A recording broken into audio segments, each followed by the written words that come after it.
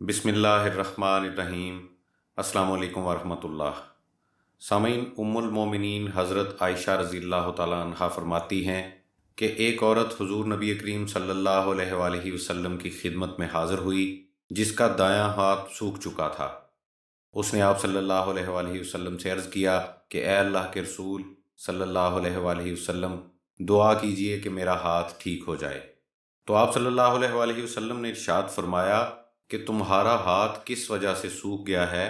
تو اس نے کہا کہ میں نے خواب میں دیکھا ہے کہ قیامت قائم ہو گئی ہے اور دوزخ سلگائی گئی ہے اور بہشت پاس لائی گئی ہے۔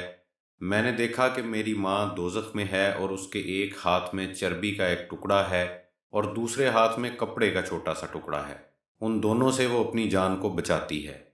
میں نے اس سے پوچھا کہ کیا وجہ ہے کہ تو دوزخ کے گڑھے میں پڑی ہوئی ہے؟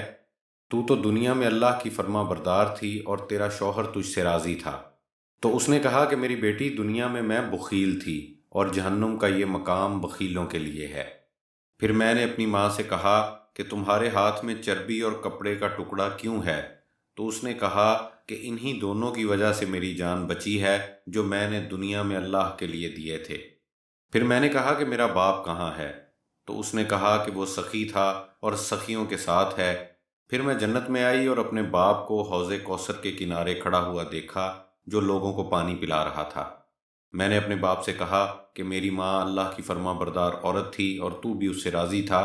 وہ دوزخ میں جل رہی ہے اور سخت پیاسی ہے، اور تو لوگوں کو حضور نبی کریم صلی اللہ علیہ وآلہ وسلم کے حوض سے پانی پلا رہا ہے، بس اس کو بھی پانی کا ایک گھونٹ پلا دو۔ اس نے کہا کہ اے میری بیٹی، اللہ تبارک و تعالیٰ نے گناہگار اور بخیلوں پر حضور نبی کریم صلی اللہ علیہ وآلہ وسلم کے حوض کا پانی حرام کر دیا ہے۔ تو اس کے بعد میں نے اپنے باپ کی اجازت کے بغیر پانی کا ایک پیالہ اپنی ماں کو پلایا، تو میں نے ایک آواز سنی کہ کوئی کہہ رہا ہے، اللہ تبارک و تعالیٰ تیرے ہاتھ کو خشک کر دے، کیونکہ تو نے گناہگار اور بخیل کو حضور نبی کریم صلی اللہ علیہ وآلہ وسلم کے حوض سے پانی پلایا ہے۔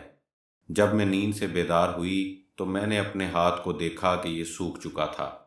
ام المومنین حضرت عائشہ رضی اللہ تعالیٰ عنہ فرماتی ہیں کہ جب حضور نبی کریم صلی اللہ علیہ وآلہ وسلم نے اس کی بات کو سنا تو آپ صلی اللہ علیہ وآلہ وسلم نے اپنے عصا کو اس کے ہاتھ پر رکھ دیا، اس کے لیے دعا فرمائی، پس اس کا ہاتھ ٹھیک ہو گیا۔ حضور نبی کریم صلی اللہ علیہ وآلہ وسلم نے ارشاد فرمایا کہ جنت میں ایک درخت ہے جس کا نام سخاوت ہے، جس کی ٹہنیاں دنیا میں لٹکی ہوئی ہیں۔ جس شخص نے اس کی ایک ٹہنی پکڑ لی، وہ درخت اس کو جنت کی طرف کھینچ لیتا ہے۔ اسی طرح بخل بھی ایک درخت ہے جو کہ دوزخ میں اگا ہوا ہے اور اس کی شاخیں بھی دنیا میں جھکی ہوئی ہیں۔ جس شخص نے ایک شاخ پکڑ لی، وہ شاخ اس کو دوزخ کی طرف کھینچ کر لے جائے گی۔ آپ صلی اللہ علیہ وآلہ وسلم نے ارشاد فرمایا کہ سخی خدا اور مخلوق کے قریب تر ہے اور بخیل خدا اور مخلوق سے دور ہے۔ بخیل جنت میں داخل نہیں ہوگا اگرچہ وہ زاہد اور عابد ہی کیوں نہ ہو۔ سامعین، اللہ تبارک و تعالی ہمیں بخل کی عادت سے بچائے اور سخاوت کی توفیق عطا فرمائے۔ السلام علیکم ورحمۃ اللہ۔